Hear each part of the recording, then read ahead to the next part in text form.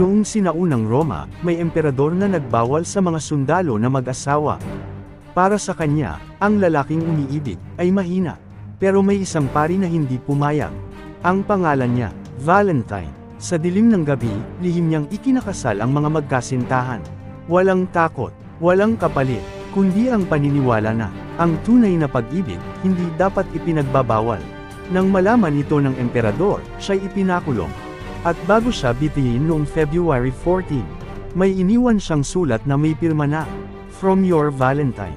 Mula noon, ang araw na iyon ay naging simbolo ng pagmamahal, sakripisyo, at katapangang magmahal kahit may kapalit. Hindi lang ito araw ng tsokolate at bulaklak.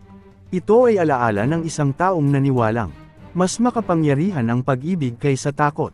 Ngayong Valentine's Day, tanungin mo ang sarili mo. Hanggang saan ka kayang ipaglaban ng pag-ibig? Heart, kung naniniwala ka sa tunay na pag-ibig, i-share mo ito.